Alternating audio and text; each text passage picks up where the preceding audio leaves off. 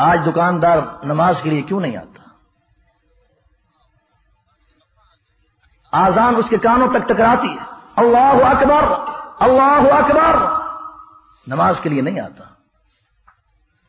مؤذن یہ بتاتا ہے کہ تیری دکان، تیرے کاروبار، تیری معیشت و معاشرت سے اللہ بڑا ہے، یہ سب کچھ چھوٹا ہے، اس کو چھوڑ دے، اللہ کے گھر کی طرف چلا آ، اللہ کی عبادت، رب کی بندگی کی طرف چلا آ۔ مگر انسان، اس کی کیا حالت و کیفیت ہے، وہ اس کو نہیں چھوڑتا، دکان کو نہیں چھوڑتا۔ کیوں؟ یہ 5 گاہک جو کھڑے ہوئے ہیں، کہیں یہ چلے گئے تو میرا کیا بنے گا؟ اللہ کیا فرماتے ہیں؟ میرے لیے تو بندگی کر، نماز ادا کر، نحن نرزقک، ہم آپ کو رزق سے مالا مال کر دیں گے، روزی وافر دے دیں گے۔ اللہ اکبر کا معنی، مفہوم اور مطلب یہی ہے، پوری کائنات کے امور و معاملات سب چھوٹے ہیں اور اللہ بڑا ہے۔ مائیں بہنیں بھی سنیں، جب ان کے کانوں تک بھی آواز پہنچے، آواز ٹکرائے، ان کے لیے بھی ضروری ہے کہ نماز کی پابندی کریں۔ گھر کا جھاڑو، گھر کی صفائی، برتنوں کی صفائی، یہ سارے امور و معاملات یہ چلتے رہیں گے، یہ ہوتے رہیں گے۔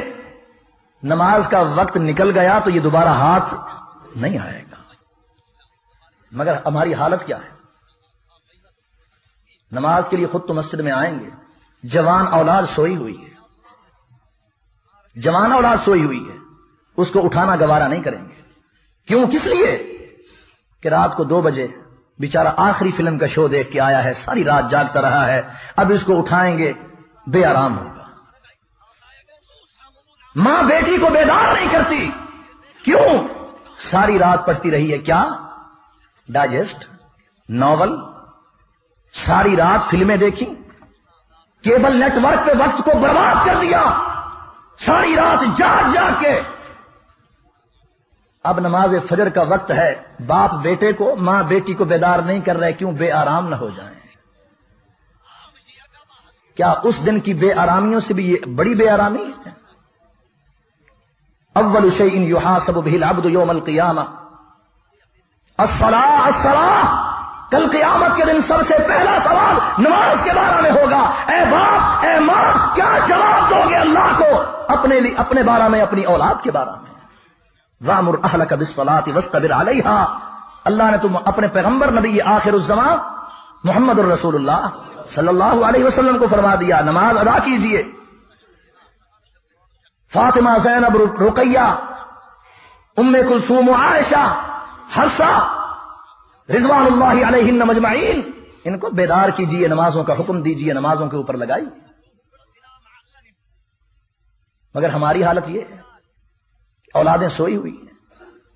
جب اپنی آنکھوں سے، اپنی اداؤں سے ہم یہ کردار پیش کر رہے ہیں تو پھر وہی معاملہ ہوگا، فَخَلَفَ مِن بَعْدِهِمْ خَلْفٌ أَضَاعُوا الصَّلَاةَ وَاتَّبَعُوا الشَّهَوَاتِ فَسَوْفَ يَلْقَوْنَ غَيًّا۔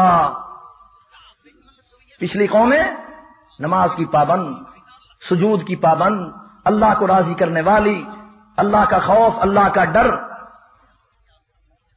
دلوں میں ہوتا تھا، نماز ادا کرتے تھے۔ مگر ان کے بعد آنے والے فَخَلَفَ مِن بَعْدِهِمْ خَلْفٌ، جو ان کے بعد آئے، اضاعوا الصلاۃ، نماز کو انہوں نے ضائع کر دیا، واتبعوا الشہوات، خواہشات نفس کے پیچھے چل پڑے، شیطان کی اتباع کی، شیطان کی پیروی کی، شیطان کے خطوات پر اور اس کے اقدام پر چلتے چلے گئے، اپنے آپ کو تباہ و برباد کر کے رکھ دیا، اپنی معیشت کو تباہ کر لیا، اپنے آپ کو تباہی میں مبتلا کر کے انہوں نے رکھ دیا۔ یہی حال و حشر ہماری اولادوں کا ہوگا۔